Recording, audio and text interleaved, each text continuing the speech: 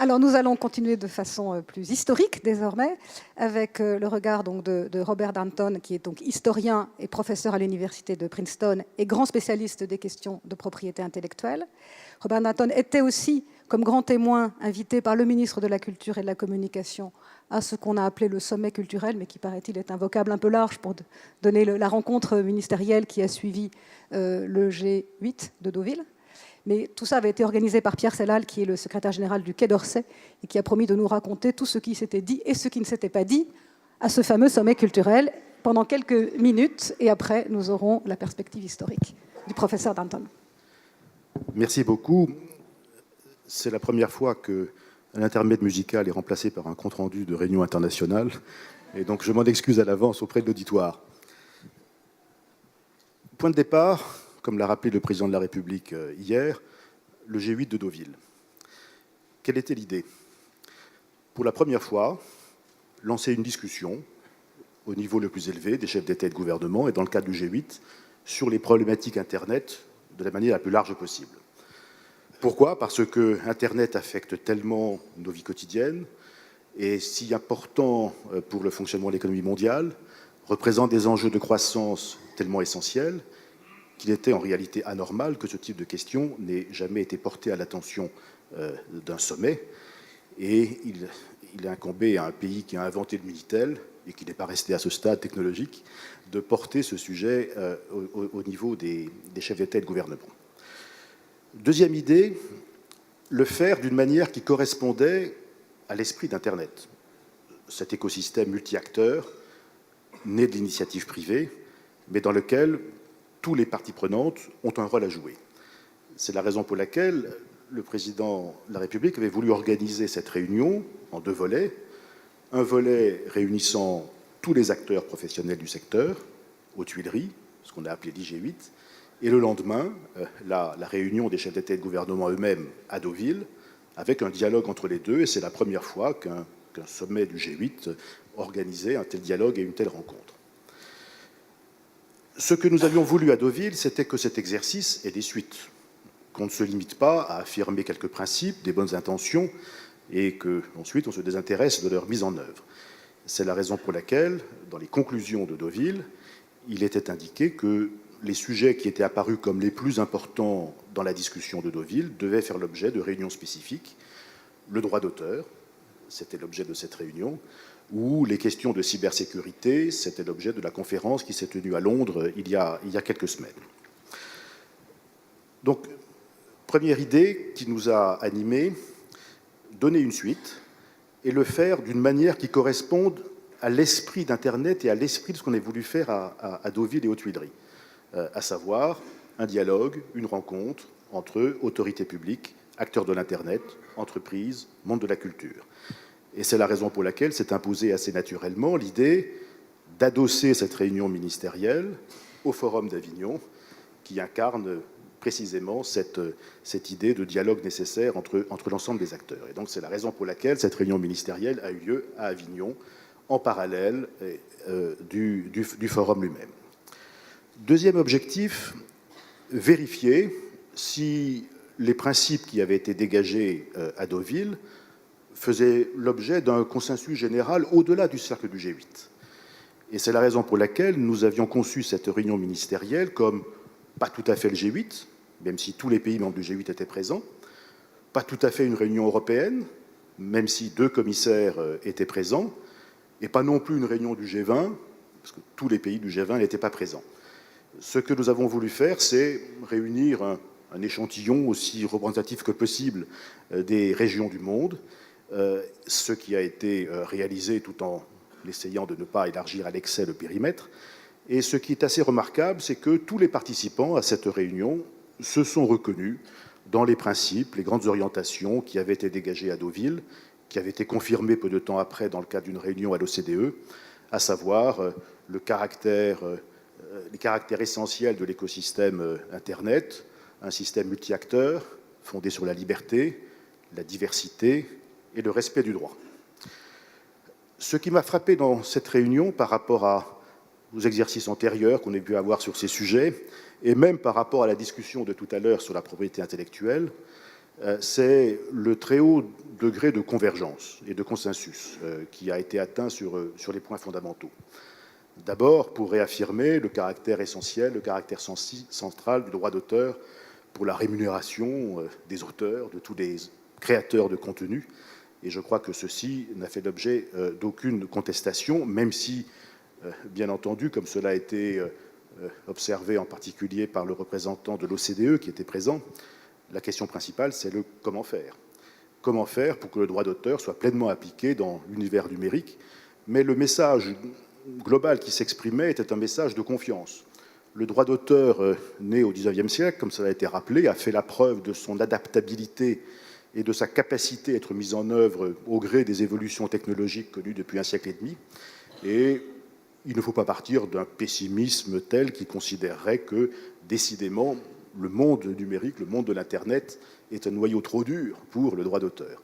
Donc, centralité du droit d'auteur et message de confiance quant à sa capacité à adapter ses mécanismes de gestion, notamment à la complexité d'Internet. Deuxième point de consensus et de satisfaction des ministres présents vis-à-vis du développement des offres légales dans tous les domaines. Là aussi, c'est un changement assez radical de paysage depuis ces dernières années que de constater à quel point dans tous les domaines, musique, références culturelles, via des projets comme Europeana ou sur le plan public ou d'autres projets nés d'initiatives privées, l'offre légale a véritablement explosé au cours des dernières années. Troisième sujet, naturellement, quand on parle droit d'auteur, on parle piratage et de respect des droits. Là encore, par rapport à des débats antérieurs, un consensus sur le fait, comme le rappelait tout à l'heure Olivier Bomsel, un droit suppose une mise en œuvre. Il n'est pas de droit sans procédure, mécanisme propre à en assurer le respect. Donc ce principe-là n'est pas contesté, mais constat qu'il y a bien des méthodes, bien des stratégies, bien des mécanismes, des procédures qui doivent être mises en œuvre par chacun. Personne ne récuse leur nécessité. Tous estiment nécessaire de les mettre en œuvre dans le cadre des systèmes juridiques et juridictionnels nationaux, et d'autre part en respectant un certain nombre de principes dans lesquels nous nous reconnaissons tous, un principe de transparence, un principe d'état de droit, un principe de proportionnalité, et je crois que tout le monde se reconnaissait dans ces quelques grands principes. Deux points particuliers dans ce contexte également. Le lien avec le développement de l'offre légale. Cela a été dit par beaucoup, ce sont deux aspects d'une même politique. C'est par le développement de l'offre légale que l'on peut également contribuer à réduire le piratage, et le piratage sera d'autant plus combattu qu'il y aura de l'offre légale. Ça ne veut pas dire que la seule solution, c'est rendre accessibles toutes les œuvres. Encore une fois, ne serait-ce que parce que si on croit au droit d'auteur, droit de propriété, il y a toujours la possibilité pour un auteur de contenu de ne pas le rendre accessible à tous. Et de ce point de vue, je ne veux pas commenter certains des propos de Mme Crous qui nous a quittés, mais considérer qu'il serait compréhensible, sinon légitime, de voler quelque chose qui n'est pas rendu accessible, c'est peut-être un petit peu excessif. Et deuxième point d'insistance dans cette discussion sur le piratage, l'importance des actions de prévention, d'information, d'éducation. Là aussi, le président Sarkozy a consacré quelques développements hier dans son propos devant nous, et cela a été souligné comme un élément très important par beaucoup. Quatrième point de consensus, ce caractère multi-acteur du monde de l'Internet et peut-être la responsabilité des autorités publiques dans une assistance au dialogue, une aide à la meilleure compréhension entre l'ensemble de ces acteurs. On n'a pas utilisé hier, dans la réunion ministérielle, les termes de peur ou de crainte. On a parlé inversement de besoin de confiance. Mais dès lors qu'on soulignait ce besoin de confiance, ceci correspondait bien au sentiment qu'il y avait des incompréhensions, des oppositions d'intérêts évidentes. Et cette idée selon laquelle une des responsabilités des autorités publiques est de contribuer à rétablir de la confiance, à organiser de la confiance, à permettre à ce système de fonctionner de manière plus harmonieuse, était un point très important. Enfin, tout dernier point, le besoin de coopération internationale. C'est l'évidence même, le monde de l'Internet est un monde sans frontières, il appelle des solutions internationales, il appelle dialogue, il appelle coopération. Les représentants du continent africain ont insisté en outre sur la nécessité de mener des actions contre la fracture numérique, des actions d'aide et d'assistance destinées à permettre au plus grand nombre l'accès au réseau et au contenu. Et tout ceci suppose de la coopération internationale qui est également nécessaire pour l'effectivité des mesures prises par chacun au niveau national, notamment en matière de lutte contre le piratage. Il est clair qu'il n'y a pas de mesures efficaces dans un cadre strictement national s'il n'y a pas au minimum compatibilité et complémentarité entre les démarches, et de préférence, elle serait efficace si elle s'adossait à un corps de normes juridiques internationales aussi poussé et élaboré que possible.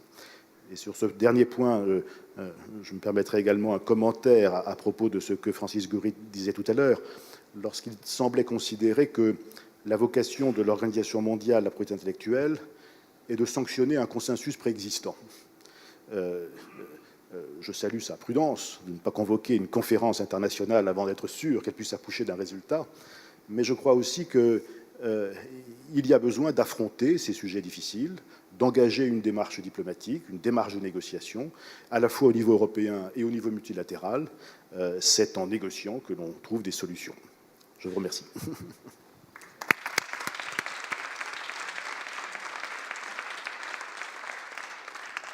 Merci, Monsieur le Secrétaire général. Merci, cher Pierre, de ce compte-rendu très, très détaillé et passionnant.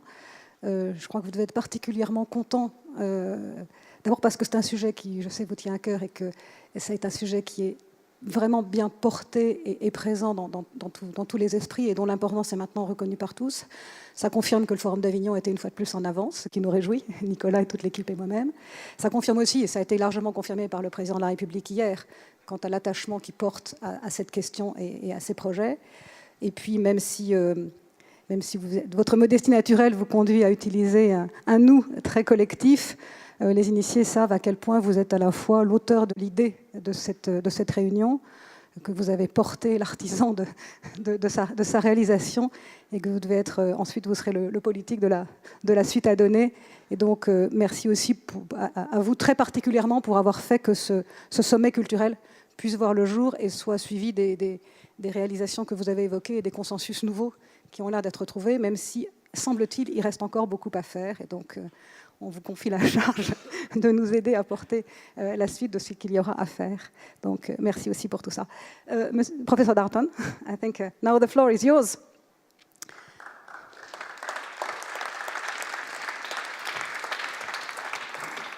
Je crois, professeur, que vous avez prévu de vous exprimer en anglais, mais que vous comprenez le français et que donc les questions pourront être dans l'une ou l'autre des deux langues. Vous allez remettre tous nos travaux dans une perspective historique, ce qui vous revient de très grand droit, compte tenu de votre immense réputation d'historien et de professeur spécialisé des questions de propriété intellectuelle depuis l'origine, je crois. Et après, si vous le souhaitez, nous aurons une séance de questions, puisque j'imagine que sur l'ensemble des sujets que vous allez évoquer. Well, thank you very much. I'm delighted to be here, honored to be here. I'm grateful to be here, and I'm especially grateful that you did not ask me to talk about the death of the book. I have been invited to so many conferences on the death of the book. Is he dead? that I think the book is very much alive. It reminds me of a favorite joke among publishers, which goes as follows. Question: what was the first book in the world? Answer: the Bible. Question: what was the second book in the world? Answer: the death of the book. No, the book is not dead. More books are being produced in print as well as online every year than in the previous years. This year, 2011, more than 1 million new books will be produced. And just to cite the example of China, China has doubled its production of books in the last 10 years.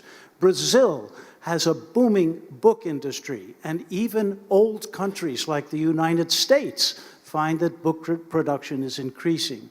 So I really think we should not bewail the death of the book and give in to a certain sentimentality about it. Should we, however, conclude, therefore, that all is well in the world of books? Certainly not. Listen to the lamentations of authors, publishers, and booksellers, even allowing for the chronic complaining that goes with the trade. They are clearly frightened and confused, and we've had the word fear pronounced several times in the last 2 days. Why? Well, the ground is shifting beneath their feet, and they don't know where to stake a claim in this new digital territory. The change is driven by technology, and its pace is terrifying. If you take a very long view of the technological history, you could summarize it as follows. Brace yourself for a very longue durée. 4000 BCE, the invention of writing. 1000 BCE, the invention of alphabetical writing. Around 100 CE, Common Era, the invention of the Codex.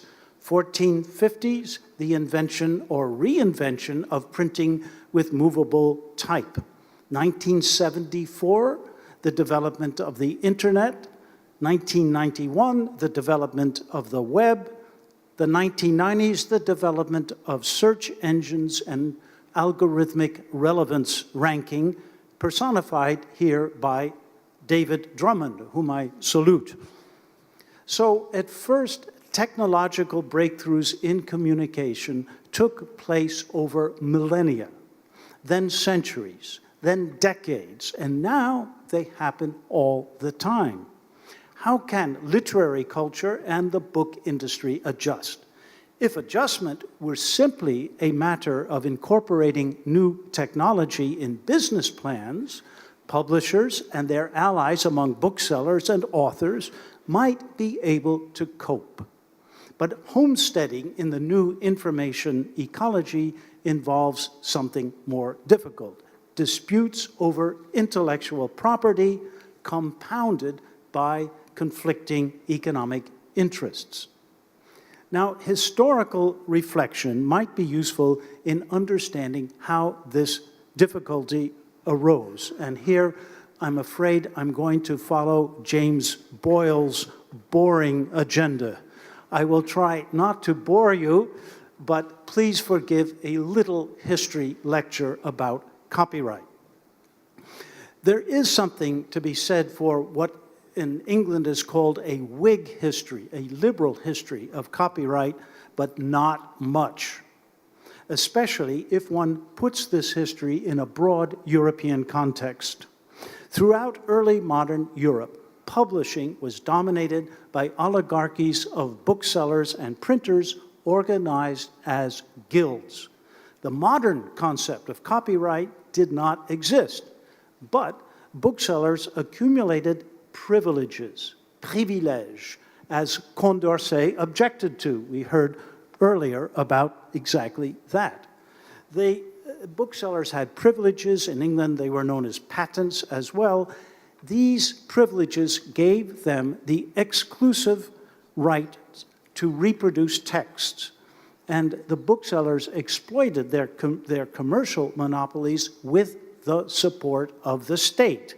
In France, the absolutist monarchy helped the Communauté des libraires et des imprimeurs de Paris gain control of the publishing industry by eliminating all competitors almost in the 17th century, competitors who were located especially in the provinces. So by reinforcing the economic interests of the guild, the crown maintained control of the legal book trade. An illegal sector flourished. Where? Well, actually, especially in Avignon. Avignon was the center of privacy. I see a man of the cloth nodding his head. It was a great center for piracy in the 18th century because it was not French. And it was surrounded by police inspectors who were trying to stop the books, pirated books, from getting out of Avignon. Some of these books were written by Voltaire, I should add. In any case, an illegal sector flourished in Avignon, in provincial centers like Lyon and Rouen, but it took a revolution to break the hegemony of the Parisian Guild. For 2 years after storming the Bastille, the French press enjoyed a kind of unlimited liberty. And some revolutionaries, like Condorcet, had earlier argued against any form of exclusive literary property. Didn't the abolition of privileges in books, as well as privileges in everything else in society, mean that there should be no constraints on the free exchange of ideas? It was a wonderful utopian vision that did not last long.